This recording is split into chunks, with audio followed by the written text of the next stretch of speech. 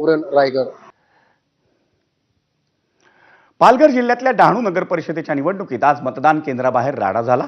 शिंदेंच्या शिवसेनेचे उमेदवार राजेंद्र माच्छी आणि भाजप कार्यकर्त्यांमध्ये मोठा वाद झाला. त्यावेळी दोन्ही गटात धक्काबुक्की झाली. भाजपचे कार्यकर्ते मतदान केंद्रांमध्ये गर्दी करत असल्यानं हा वाद झाल्याचा आरोप करण्यात येतोय. त्यामुळे शिवसेनेचे नगराध्यक्षपदाचे उमेदवार राजेंद्र माच्छी हे संतप्त झाले होते. अखेर पोलिसांच्या मध्यस्थीनंतर दोन्ही गटांमधला वाद शमला.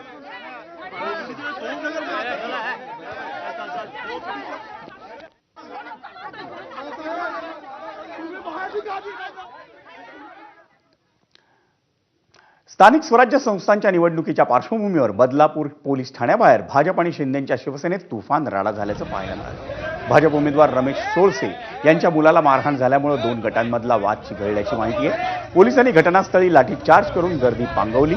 बदलापुरात प्रभाग क्रमांक 22 मध्ये मतदान केंद्राच्या बाहेर उभा असताना सोळसे यांच्या मुलाला मारहाण झाल्याची माहिती आहे. या प्रभागात शिंदेंच्या शिवसेनेकडून निशा ठाकरे या उमेदवार आहेत. या घटनेनंतर परिसरात तणावाचं वातावरण आहे.